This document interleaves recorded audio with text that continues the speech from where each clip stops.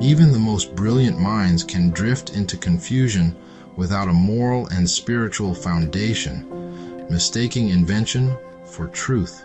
This is evident in the contrast between faith-rooted thinkers like René Descartes and modern figures like Terrence Howard. Howard's rejection of established mathematical logic reveals a deeper disconnection from grounded reality and spiritual truth. Most people know him from his work in Hollywood, but he's become just as famous for claiming that 1 times 1 equals 2.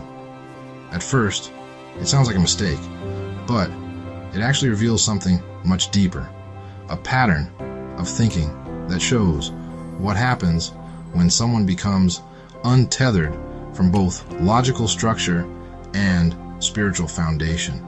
In our current system, 1 times 1 equals 1. This isn't arbitrary. It's defined that way because of the identity property of multiplication. You can't change that and still claim to be working within the same framework. If you want to redefine math, you have to build a whole new set of axioms. And that system has to be internally consistent and logically sound. This leads to a key question. Is math invented or discovered? The answer is both, but in a very specific way. Mathematics starts with observation. We notice patterns and recognize relationships between numbers, shapes, forces, and quantities. Only after observing those patterns do we define rules to describe them. Science works similarly. It also starts with observation, but science tests and applies its theories through physical experimentation. Math, on the other hand, refines what we observe into pure, logical systems. One is empirical, the other structural, but both begin by paying attention to what is before trying to explain why it is. Science is about reality. It asks, does this match the real world? It's based on testing, evidence, and observation. Math is about structure. It asks, is this logically consistent?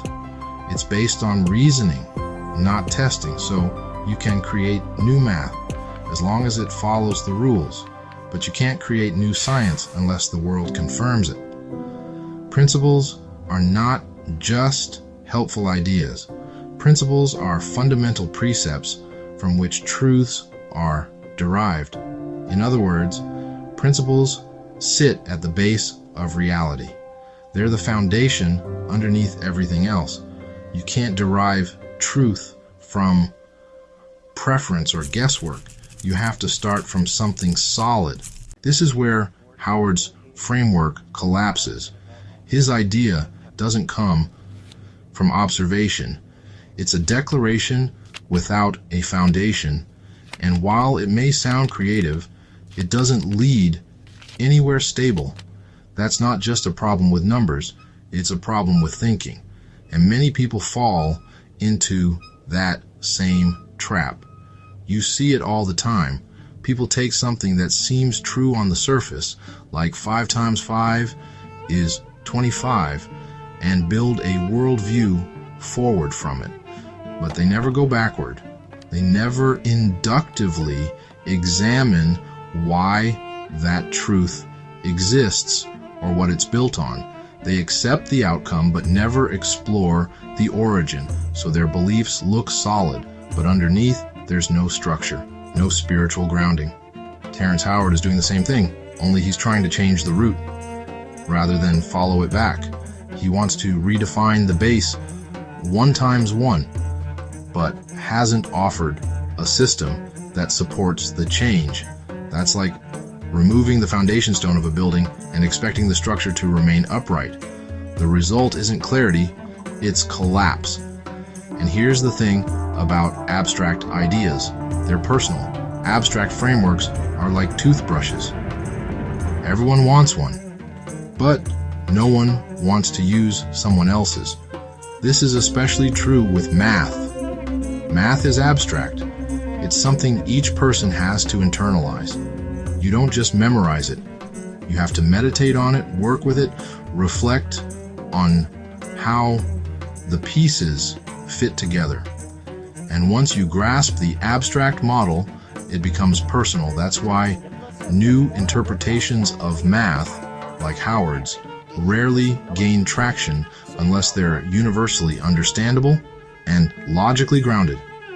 Otherwise, it's just someone waving around their own toothbrush, wondering why no one else wants to use it. And what makes this even more compelling is Howard's own spiritual background. He once said he wished he could become one of Jehovah's Witnesses, if only he could quit smoking. That tells us something powerful. He once recognized the need for spiritual direction. He knew there was truth out there bigger than himself. But somewhere along the way, that humility seems to have been replaced with intellectual independence and unchecked freedom that led him away from God and into abstraction without foundation. This is where the contrast with someone like René Descartes becomes sharp. Descartes questioned everything, even reality itself, but his doubt was humble. He wanted to find a secure foundation, and when he stripped everything away, he found two things. First, his own ability to think, and second, his faith in God. He reasoned that only a good and truthful creator could allow for consistent logic. Descartes didn't abandon God, he anchored his reason in him. That's what Howard is missing. His mind is active, but it has no compass. He's making observations, but not grounding them in reality or tested structure. And without God, even the most brilliant thoughts can spiral. The mind starts creating systems that seem logical on the surface, but without an anchor, they drift. What begins as curiosity turns into confusion. It's not that the mind stops working, it's that it stops working in harmony with truth. Today, we live in a world where creativity is praised more than clarity. Intelligence is admired more than wisdom. People want to think outside the box, but they forget that the box itself was built for a reason: to contain truth, to give structure, to preserve what works. So no, Terrence Howard isn't wrong for asking questions. That's what thinkers do. But questions only lead to progress when they're followed by discipline, humility, and a desire to test. Otherwise, they just become noise. Sometimes the smartest thing a person can do isn't to invent a new idea. It's to rediscover the old truths, the ones we observed long ago, the ones that have never failed. Truth begins with observation.